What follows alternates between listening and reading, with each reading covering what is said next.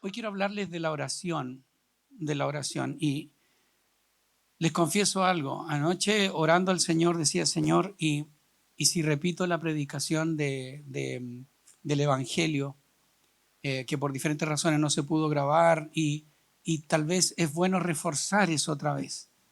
Pero no tuve paz, y tuve paz de seguir adelante con esta predicación, la oración. Así que quiero hablarles acerca de la oración. Y tengo una impresión, y ustedes confírmenla o, o niéguenla, digamos. La impresión que tengo es que la gran mayoría, si no todos aquí, tenemos dos creencias respecto de la oración. Primero, que oramos poco.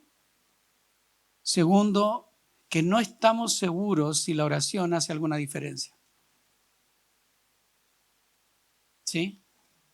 No sé, ¿alguien aquí puede levantar su mano y decir, yo estoy súper conforme con mi vida de oración? Y si yo preguntara, no le voy a pedir, no lo hagan, pero si yo preguntara que levantaran su mano los que están disconformes con su vida de oración. No, no tienen que levantarla. Pero si yo les pidiera, muchos de nosotros levantaríamos la mano, ¿cierto? Ya, detrás de eso está este otro pensamiento. Pastor, honestamente, no lo vamos a reconocer, pero así bien honestamente, muy dentro de mí, no estoy seguro, no estoy segura si mi oración hace alguna diferencia. Entonces, la segunda razón, el segundo planteamiento explica el primero, ¿verdad? A veces oro y siento que no pasan cosas, por lo tanto, no sé si valga la pena orar, por lo tanto, no oro. Es más, pónganme atención, no se distraigan. Es más, eh, me decepciono cuando oro y no quiero vivir esa decepción. ¿Les pasa? Bueno, a pesar de eso, sin embargo, todo lo que hablamos, la Biblia enseña así, pero muy extensamente la oración. Voy a darle una panorámica. La Biblia de tapa a tapa nos habla de la oración. Y la historia de la iglesia está llena de testimonios de hombres y mujeres de oración. Es de verdad impresionante. A mí me encanta leer biografías. Qué sé yo, se me viene a la mente la mamá de Hudson Taylor. Su hijo, Hudson Taylor, era jovencito. ¿Saben de quién hablo, no? Misionero al interior de la China, un gran precursor en la misión en China. Él era un joven inconverso, no le interesaban las cosas espirituales. Y los papás hacen un viaje, esto es en Inglaterra, y él está solo en la casa y de pronto ve un libro en la biblioteca de sus papás.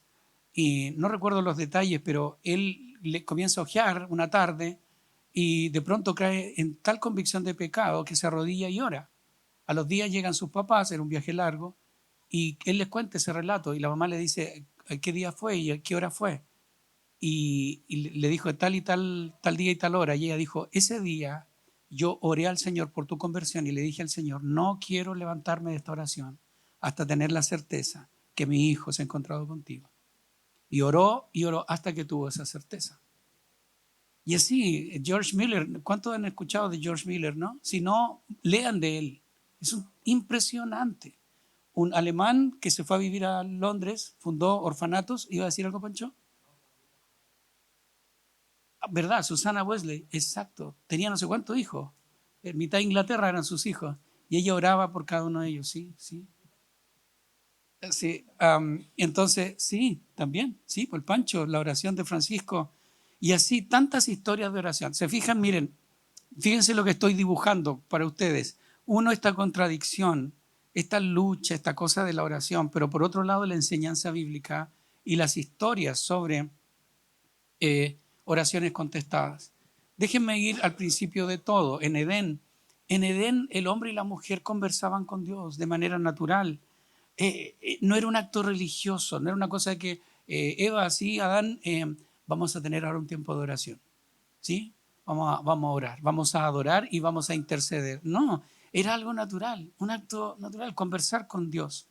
Incluso a pesar del pecado, Dios extiende puentes una y otra vez, y ustedes lo saben, ¿no? Un sacrificio cruento para que el ser humano pueda otra vez volver a su presencia. Dios dice, bueno, pecaron, la embarraron y la siguen embarrando y la siguen embarrando, Pero vamos a ver, vamos a tender este puente para que siempre ustedes tengan un acceso a mi presencia.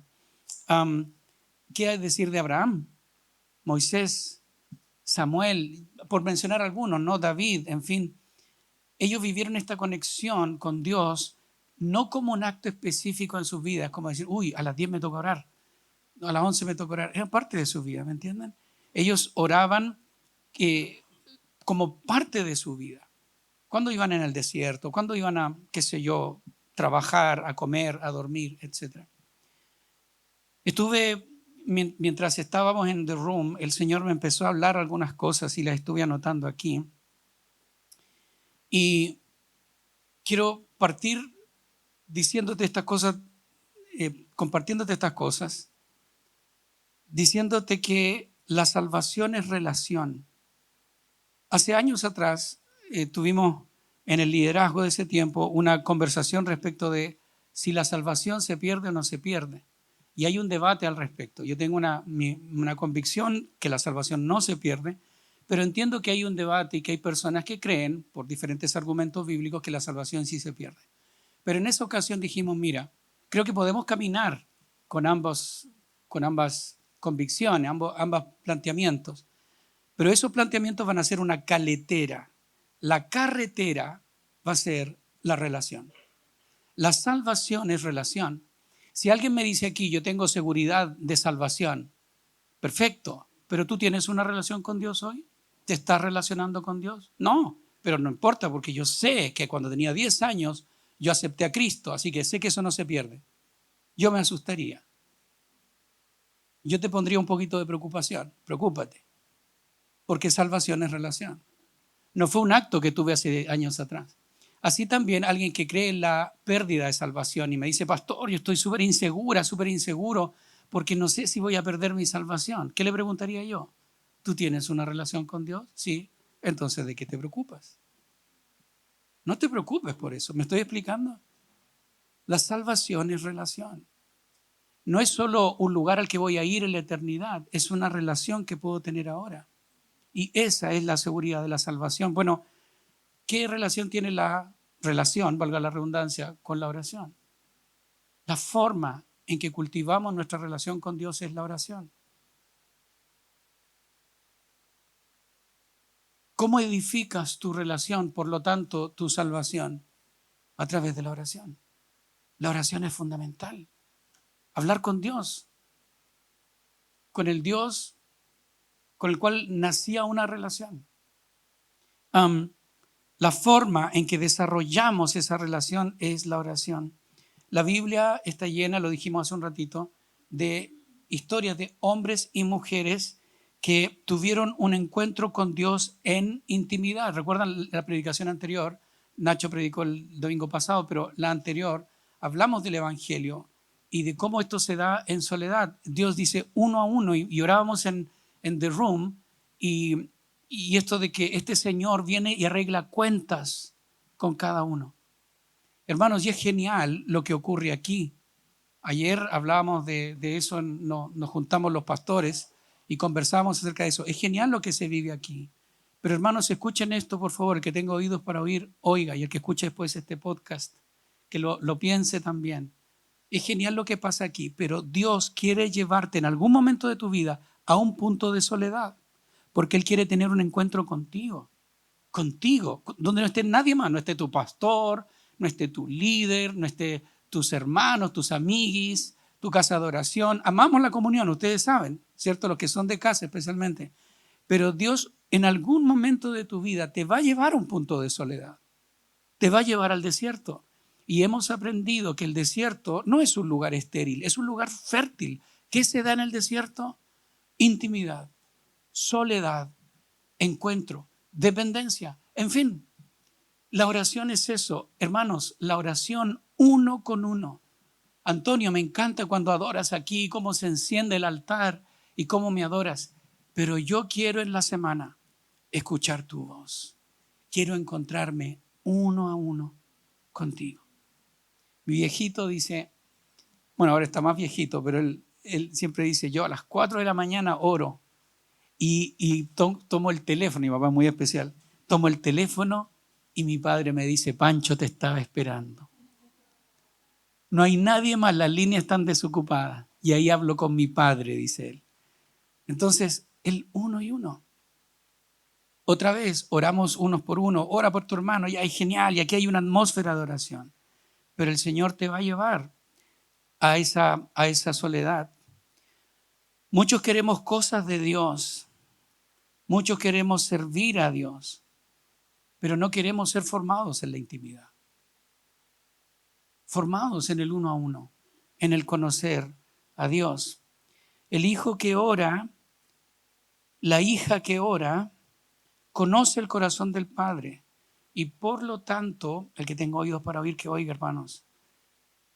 Por lo tanto, busca alinearse al corazón del Padre y busca agradar el corazón del Padre. El hijo que no ora, la hija que no ora, sigue reglas, sigue modas, sigue a los demás y se levanta o cae por lo que dicen los demás. ¿Por qué haces esto? No sé, es que en mi iglesia no lo hace, no, lo hacemos así en mi iglesia. ¿Y por qué ustedes no hacen eso? No sé, mi religión me lo prohíbe. O en mi iglesia no hacemos eso. El pastor dijo que no debíamos hacerlo. ¡Ey! Tienes acceso al corazón del Padre. Por eso es que el apóstol Pablo le dice a los Gálatas, el fruto del Espíritu, cierto, amor, gozo, paz, contra tales cosas, ¿qué dice? No hay ley. No necesitas ley cuando vives en el Espíritu. Así como en nuestro país y en el mundo, no necesitaríamos leyes si nos supiéramos gobernar. Cuando conocemos el corazón de Dios, no necesitamos reglas, lo conocemos a Él.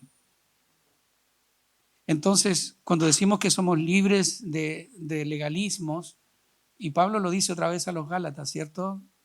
Cristo los llamó a libertad, solo que no usen la libertad como ocasión para la carne. Entonces la libertad no es chip libre para pecar, no, es la libertad para entrar a su presencia y ser transformados por Él. La oración es subir al monte, hermanos. La oración no es pedir cosas. Todo el mundo le pide cosas a su Dios. Todos. Y hay personas que son más intensas en su oración que tú y que yo. Vayan a los países budistas, los países hinduistas. Vayan al mundo musulmán. Incluso al mundo cristiano, católico. Cómo se hacen tremendas procesiones. Estoy dispuesta a hacer todo para que la deidad me dé lo que le pido. Pero el hijo, la hija, no solo le pide cosas a Dios, y ahí yo creo que está una de las mentiras de Satanás respecto de la oración. Le pedí al Señor y no me lo dio, por lo tanto, la oración no funciona. Ey, ¿qué es la oración?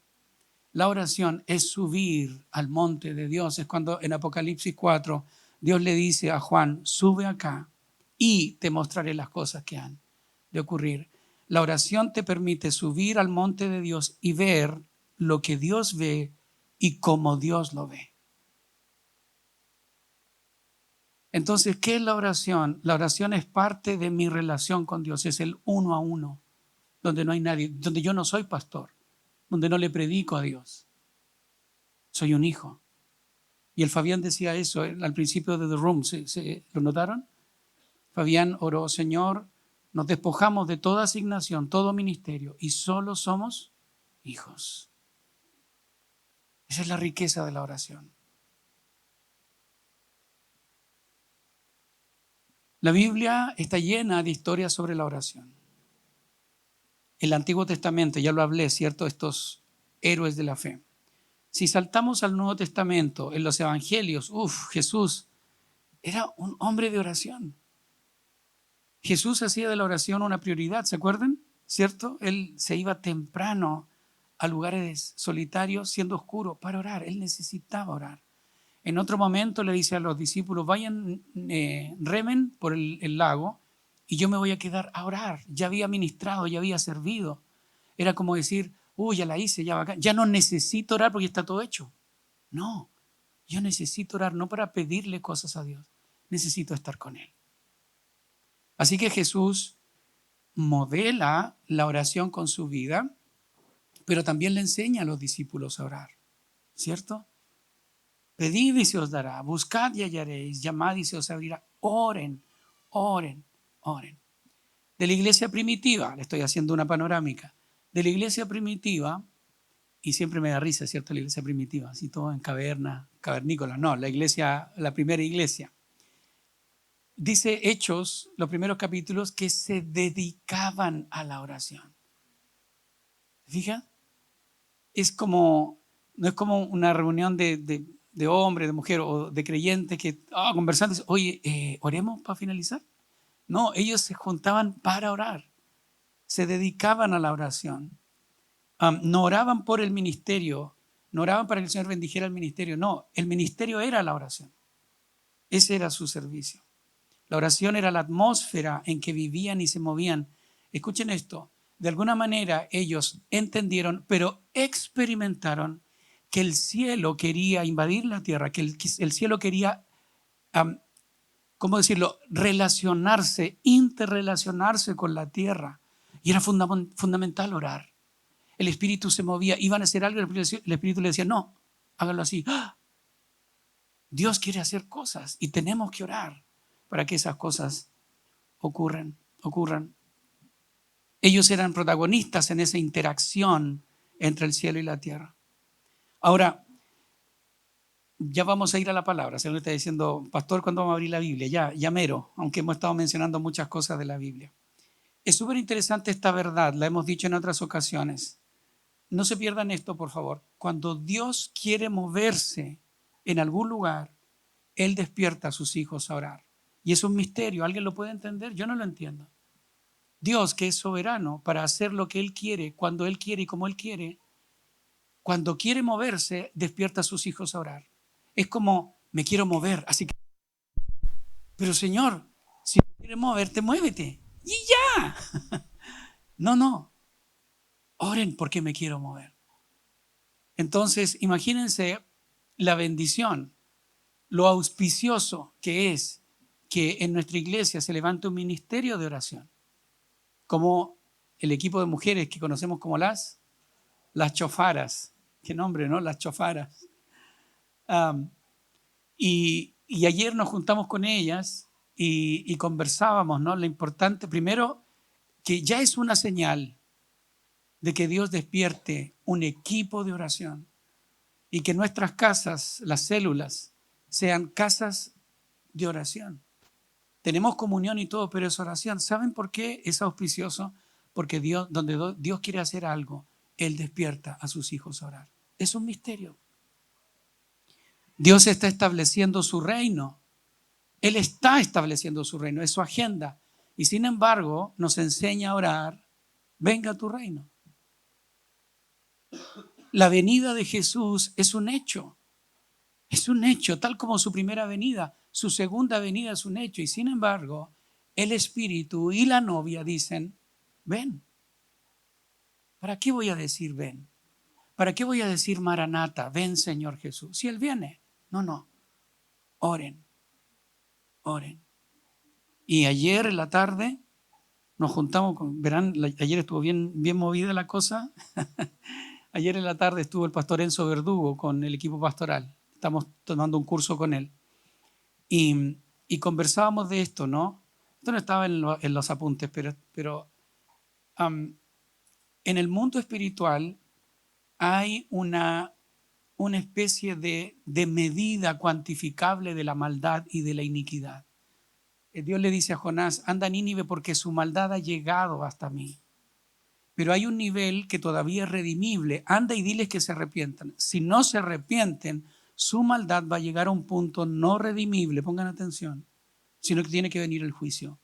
Hay un nivel de maldad, de iniquidad, que Dios dice, esto ya no se puede redimir. Hay que destruirlo, hay que traer juicio. Por eso es que el juicio levanta y exalta la santidad de Dios y su justicia. Le pasó a Sodoma, le pasó a la tierra en el diluvio. Piensen, la Biblia nos da tantos detalles, pero es súper significativo que Dios dice, tengo que destruir la tierra. Esto ya no es redimible. Jericó, el propio templo de Jerusalén, llegó a tal punto de corrupción que Dios dijo, hay que destruirlo. Ya no se puede pagar un precio por su rescate. Bueno, y eso nos decía, lo mismo ocurre con las oraciones. ¿Se acuerdan, equipo pastoral? Lo mismo pasa con las oraciones. Hay una medida de oración. Hay una medida de oración. Y donde Dios dice, ok, va a ser hecho. Y hay muchas historias de avivamiento donde el Espíritu Santo ponía esto en el corazón de los creyentes, de orar, tenemos que orar y de repente ya está, ya no oremos más, ya está listo. Ya el Señor dio la respuesta, se va a hacer. De hecho, ya se hizo en el cielo. Orar, cómo nuestra oración ocupa un lugar en el gobierno de Dios sobre las circunstancias. Es un misterio. ¿Qué papel juega la oración de los suyos en el cumplimiento de su plan? Y por otro lado, ¿tiene sentido orar si tantas veces oro y Dios no me da lo que le pido? Pastor, por supuesto que usted pensaría mal de mí si yo le dijera esto, pero dentro de mi corazón está esta queja. Secretamente le he dicho al Señor, ¿acaso tú no sabes que yo necesito esto que te pido?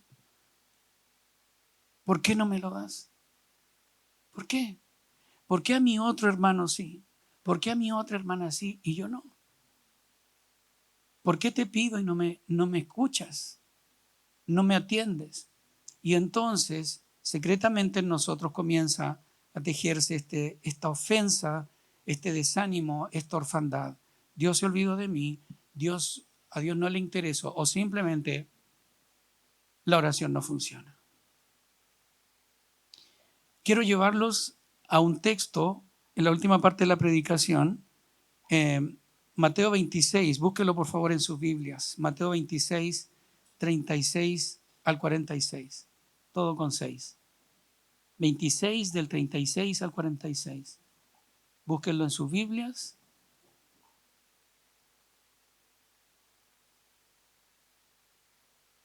Mateo 26. Haciendo el cálculo, ¿cierto? Si es Mateo 26, ¿en qué altura de la historia de Jesús está? El final de su ministerio, ¿cierto? Cerca de la cruz. Getsemaní. Bien. 26 del 36 al 46. Dice así. Luego fue Jesús, con sus discípulos a un lugar llamado Getsemaní. ¿Qué significa Getsemaní? ¿Alguien sabe? Prensa de aceitunas, ¿cierto? Prensa de olivos. Y les dijo, siéntense aquí mientras voy más allá a orar. Se llevó a Pedro y a los dos hijos de Zebedeo y comenzó a sentirse triste y angustiado. Si quieres, subraya eso. Comenzó a sentirse triste y angustiado. Es tal la angustia que me invade que me siento morir. ¡Wow! ¡Wow! Capta eso, por favor. Quédense aquí y manténganse despiertos conmigo. Yendo un poco más allá, se postró sobre su rostro y oró, Padre mío, si es posible, no me hagas beber este trago amargo, pero no sea lo que yo quiero, sino lo que quieres tú. Luego volvió a donde estaban sus discípulos y los encontró dormidos. ¿No pudieron mantenerse despiertos conmigo ni una hora? Le dijo a Pedro. Estén alerta y oren para que no caigan en tentación. El espíritu está dispuesto, pero el cuerpo es débil. Por segunda vez se retiró y oró, Padre mío, si no es posible evitar que yo beba este trago amargo, hágase tu voluntad. Cuando volvió otra vez los encontró dormidos porque se les cerraban los ojos de sueño. Así que los dejó y se retiró a orar por tercera vez diciendo lo mismo. Volvió de nuevo a los discípulos y les dijo, ¿siguen durmiendo y descansando? Miren, se acerca la hora y el Hijo del Hombre va a ser entregado en manos de pecadores. Levántense, vámonos. Ahí viene el que me traiciona. Dijimos al principio que la vida de Jesús estuvo cruzada por la oración. Él oraba mucho, oraba en intimidad y oraba como parte de su ministerio, ¿cierto? Ora ante la tumba de Lázaro, qué sé yo, oraba como parte de su ministerio a la hora de sanar a la gente, en fin, cuando bendijo los panes en la multiplicación, cuando elige a los discípulos, pasó la noche orando, ¿se acuerdan? Fue al monte a orar. Pero de ninguna de estas oraciones tan abundantes de Jesús tenemos registro como esta oración. Entonces, sin duda, Dios desea que nosotros conociéramos esta dinámica que se da en Getsemaní, que se da en un contexto muy, muy especial. Así que aprendamos, miremos un poco, entremos a esa escena que es tan, tan íntima de uno a uno. Y tengo algunas lecciones para ustedes. Número 1, Jesús no estaba bien emocionalmente. Es evidente, ¿cierto? Es evidente. Muchas veces había orado por otros, Jesús. Muchas veces había orado como parte de su ministerio, pero la oración en Getsemaní se da cuando Él no está bien. Te fijas como que, oh, genial, voy a orar. Señor, te pido, bendice a este joven. Ya, Señor, te pido, Señor, glorifícate. Genial, durante estos 3 años, pero aquí Él no está bien. Y le dice a sus discípulos, y es como bien dramático, me siento pésimo, siento que me voy a morir, triste y angustiado, dice el texto. Bueno, ¿cuál es la lección? La lección es que algo en nosotros piensa que la oración es una expresión de salud espiritual. ¿Lo captas? No, yo estoy bien, pastor, estoy orando. Oro siempre, porque estoy bien. Y tal vez esto sea así porque concebimos la oración como un acto religioso y no como parte de la vida humana. La oración no es una expresión solamente de salud espiritual. La oración es una expresión de fe y de necesidad. Oro porque necesito orar. Oro porque no estoy bien. Santiago 5:13 nos dice, ¿está alguno entre vosotros afligido? ¿Qué dice? Haga oración. ¡Wow! ¡Qué interesante! No solo orar cuando me siento bien, sino cuando me siento mal. En muchas ocasiones te vas a sentir sobrepasado, angustiado, desanimado, desanimada. Y tu tendencia natural, mi tendencia natural va a ser alejarnos de Dios, apagar tu oración. No, estoy mal, no estoy orando. ¿Por qué? Porque estoy mal. Porque me siento lejos de Dios. Estoy desanimado, estoy desanimada, estoy abrumado, así que no voy a orar. Porque la oración se da cuando estoy bien. ¿Lo captas? Y esa es una mentira del enemigo. El llamado de Dios el día de hoy para ti es que no permitas que Satanás te aleje de tu fuente en tus momentos de dificultad. Jesús no estaba bien y se lo dice a sus discípulos y nos lo dice a nosotros. Por eso les digo que Dios en su sabiduría nos permite entrar en esto que es tan íntimo. ¿A quién le gusta que todos sepan que no estaba bien? Bueno, el Espíritu Santo lo expone ante el mundo. Mi hijo, el hijo, en un punto de su vida, no estaba bien. Se fue a negro, se sentía pésimo. Le pidió desesperadamente a sus amigos, quédense aquí conmigo. Y en ese contexto él ora. Los salmos son otro ejemplo de cómo podemos orar en tiempos de angustia. Tú seguramente has leído salmos, ¿cierto? El Salmo 22, el Salmo 81, Señor, me siento deprimido, me rodean enemigos, no estoy bien, pero yo clamo a ti. Y lo más interesante es que el mismo que oró en medio de la aflicción es el que ahora intercede por ti. ¡Wow! Por eso es que Hebreos dice, no tenemos un sumo sacerdote que no pueda compadecerse de nuestras debilidades.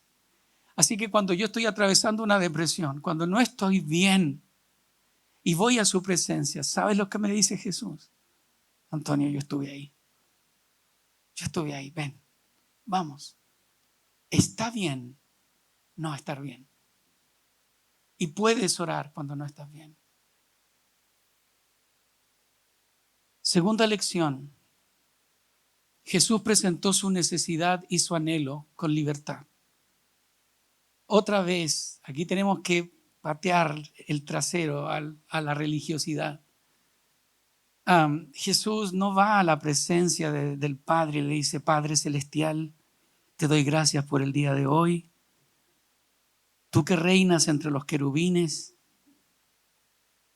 Él le dice, hey papá, no quiero pasar esto, no quiero. Pasa de mí esta copa, no me hagas pasar por esta situación, papá. Le dice, como decimos nosotros, le dice la posta a su padre. Señor, ¿quieres escuchar mi corazón? No quiero esto, no quiero vivir esto. Filipenses 4:6 nos enseña a presentar todas nuestras peticiones con libertad. Sean conocidas todas vuestras peticiones. Pero, pastor, esto no se lo voy a decir al Señor, porque si se enoja conmigo, si lo defraudo, ¿te fijas cómo se esconde la religiosidad? No, a él, cuando él me dice, Antonio, ¿cómo estás? Bien, padre. Y tengo la patada en mi corazón, no estoy bien. Me están costando cosas de la fe, de la vida cristiana, de la relación con otros. Pero ¿cómo estás, padre? No estoy bien. Hermano Antonio, ore. Padre celestial, te doy tanta gracia y tengo la patada en mi corazón. Ahora, no digo que voy a orar, voy a abrir mi corazón frente a todos los demás, no. Pero en la intimidad hay lugar para eso. Señor, no estoy bien. Me da tanta risa el pastor Daniel Ruiz, ¿cierto? Cuando estuvo aquí con nosotros hace tiempo atrás de Argentina.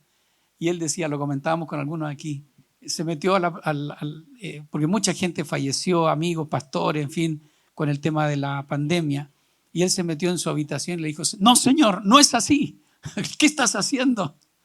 Y dije, wow, esto es blasfemo. No, esa es la libertad de un hijo hablando con su padre. Tienes libertad para orar, para hablarle,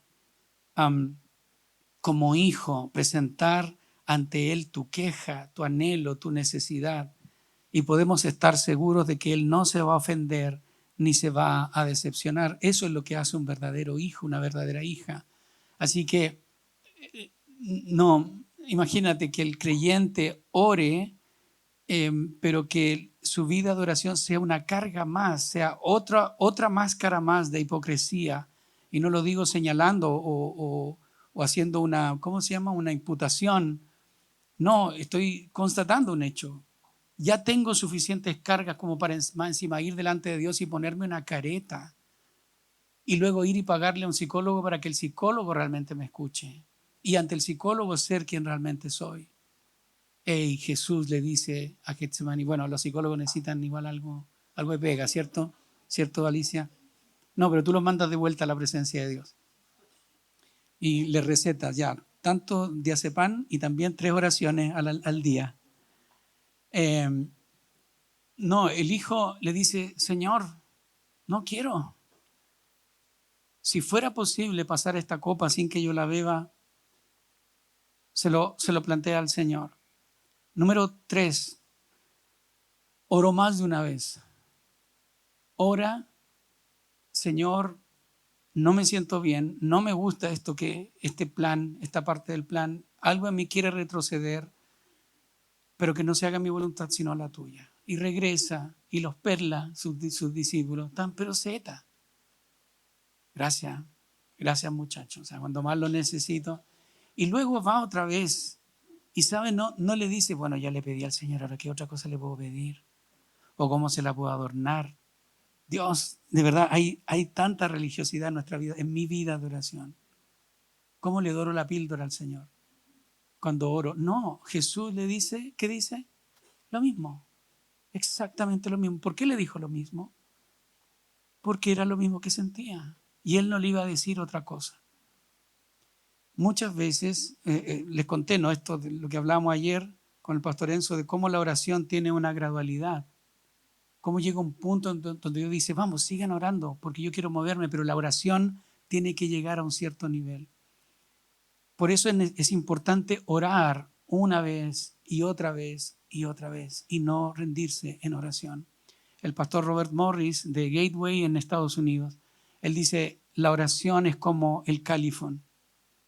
Cuando tú enciendes el agua, a veces se tarda en que se caliente. Y muchas veces cerramos la llave de la oración. Bueno, solo si el califón está bueno, ¿no? Si está malo, no, ahí es otra cosa, ¿verdad? ¿Cierto, Felipe? No. Bueno, no, Felipe no tiene malo su califón, ya déjenlo, déjenlo. Sí, pero se baño. Ok, volvamos. Volvamos. ¿Qué estaba diciendo? Ok. que muchas veces cerramos la llave de la oración porque no esperamos lo suficiente. ¿Lo captas? Porque no oramos lo suficiente. Jesús oró una vez. ¡Ey! Pero si tú eres el Hijo de Dios. No, yo necesito orar otra vez, así que ora la segunda vez. Ya, pero ya se lo pediste 2 veces. Necesito pedírselo en tercera vez.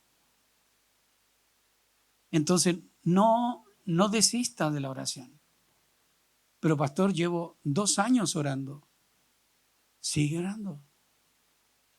Sigue orando. No desistas de la oración. Y número 4, Jesús se alineó al corazón de su Padre. No desde la religiosidad, ya lo vimos, no desde la orfandad, no desde la hipocresía, no de que ya no importa, Señor, si está bien, si tú quieres que vaya a la cruz. ¡Hey, papá, no quiero ir a la cruz! Pero sí desde la rendición y desde la alineación con la agenda del Padre, Jesús abrazó la salvación que implicaba la cruz. Ahora quiero compartir contigo 2 pasajes y estoy finalizando. El pasaje paralelo a este, en Lucas 22, lo voy a leer para ti. Jesús salió de la ciudad y como de costumbre se dirigió al monte de los olivos y sus discípulos lo siguieron. Cuando llegaron al lugar, les dijo, oren para que no caigan en tentación. No, qué tremendo, ¿no? Que en ese contexto Él les diga, oren. Entonces se separó de ellos a una buena distancia, se arrodilló y empezó a orar. Padre, si quieres, no me hagas beber este trago amargo, pero no se cumpla mi voluntad sino la tuya. Entonces se apareció un ángel del cielo para fortalecerlo, pero como estaba angustiado, se puso a orar con más fervor.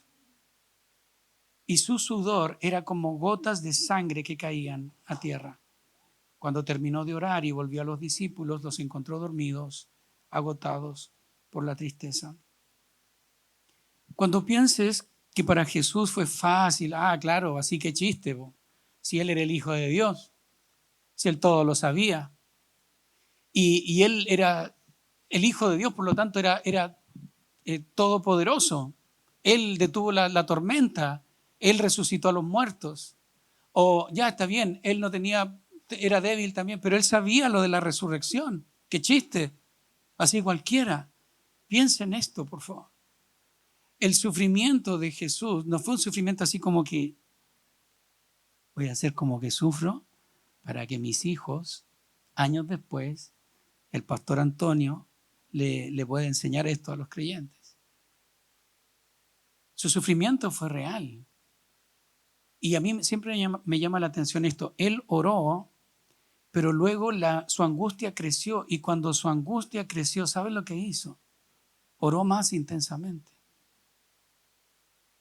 Y en ese contexto de sufrimiento real, que tuvo una manifestación física de su sudor de sangre, Él se rinde y se alinea al plan del Padre. Y esto nos muestra que habrá crisis en nuestra vida de oración. Que te va a pasar, no es que estés fallando tu oración cuando le pidas al Señor y algo no ocurra. Cuando estés angustiado, angustiada y ores y esa angustia no se vaya, sino que se incremente. Abraza esa crisis. ¿Qué hago con eso? No, oré y no me sirve de nada. Entonces desecho la oración. Jesús, ¿sabe lo que hizo? Oró más intensamente. Oró más intensamente. Abraza esa crisis y ora en medio de ella rindiéndote al plan del Padre. El otro pasaje que quiero compartirte es Hebreos 5 del 7 al 9. Hebreos 5 del 7 al 9. Y Cristo en los días de su carne, esto es maravilloso. Cristo en los días de su carne, ofreciendo ruegos y súplicas con gran clamor y lágrimas al que le podía librar de la muerte, fue oído a causa de su temor reverente, y aunque era hijo, por lo que padeció, aprendió la obediencia, y habiendo sido perfeccionado, vino a ser autor de eterna salvación para todos los que le obedecen. ¿Este pasaje te intriga? ¿Acaso no te intriga? A ver, wait, espérate. ¿Cómo que fue oído a causa de su temor reverente? No fue no pidió que fuera librado de la cruz? ¿Dónde fue oído? ¿Captas? Si igual fue a la cruz, tuvo que abrazarla finalmente. Al otro día tuvo que cargar esa cruz, abrazarla, aferrarse a ella. ¿Cómo es que fue oído? Tengo dos respuestas para ti. Primero, Dios siempre oye. Dios siempre oye nuestras oraciones, aunque no conceda lo que pedimos. Señor, ¿por qué no me escucha? Antonio, yo te escucho. Pero es que ¿por qué no me da? Eso es otra cosa. Yo siempre escucho. Jesús fue oído, aunque tuvo que ir a la cruz. Y de alguna manera tuvo testimonio de que el Padre estaba con él. Y eso es suficiente. Y la segunda lección, que está íntimamente relacionada a la anterior, es que Dios siempre deja una provisión. Leíamos en Lucas que vino un ángel a fortalecerla. Siempre hay una provisión. Aun cuando no conceda lo que le pedimos, Él siempre deja una provisión. Y cuando mi mamá, yo he contado esto otras veces, mi mamá sufrió este accidente, yo oraba, Señor, no puede ser que mi mamá se muera en el suelo bajo la lluvia, esperando la ambulancia, rota sus piernas. ¿Cómo es eso, Señor? Yo en el nombre de Jesús oro vida sobre ella. Pero luego me escuchaba diciéndole, Señor, y si tú quieres llevártela así, ven y llena con tu presencia esta situación. Llénala con tu presencia. Lo único que te pido es que yo tenga testimonio, como dice el himno en inglés, It is well with my soul. Está bien con mi alma. ¿Conocen ese himno? De paz inundada mi senda esté, o núblala un mar de aflicción, o cúbrala un mar de aflicción. Cualquiera que sea mi suerte diré, estoy bien. En inglés es, está bien con mi alma. Si Dios está en esta situación, es todo lo que necesito. Y de alguna manera Jesús, cuando sale de Getsemaní, de este lugar de prensa, Él sale con esa convicción.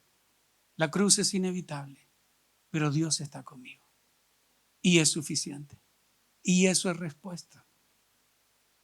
Hermanos, en ICLAM tiene que escucharse la oración de los hijos.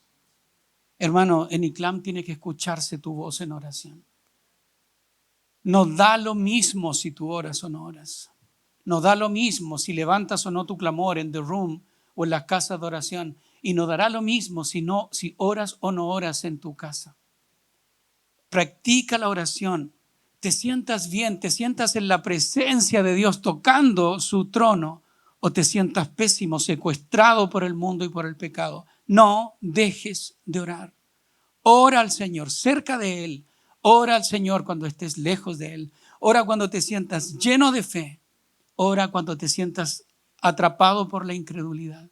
En medio del valle de sombra de muerte, levanta tu oración al Señor. Cuando no te sientas con fe, no te sientas valiente, ora al Señor. Señor, estoy mal, estoy pésimo, no te siento, pero tú vives y reinas. Sé como el salmista, Jehová, muchos son mis adversarios, muchos son los que se levantan contra mí, muchos son los que dicen de mí, no hay para él salvación en Dios, mas Jehová es escudo alrededor de mí. No dejes de orar. No busques oraciones intensas o geniales. Ora simplemente. Ora. Ora oraciones sencillas. Ora cuando estés en el metro, cuando vayas camino a tu trabajo, antes de dormirte, ora antes de comer. Ora por otras personas, ora por gente en tu trabajo, ora por tus hijos, ora por tu familia. Ora oraciones de aliento mientras vayas caminando por la calle. No, es que ¿dónde puedo ir a orar? No vayas a un lugar a orar, ora allí donde estás. Tienes comunicación directa con Dios. Y no busques palabras rebuscadas. Deja que tu alma ore y se derrame delante del Señor.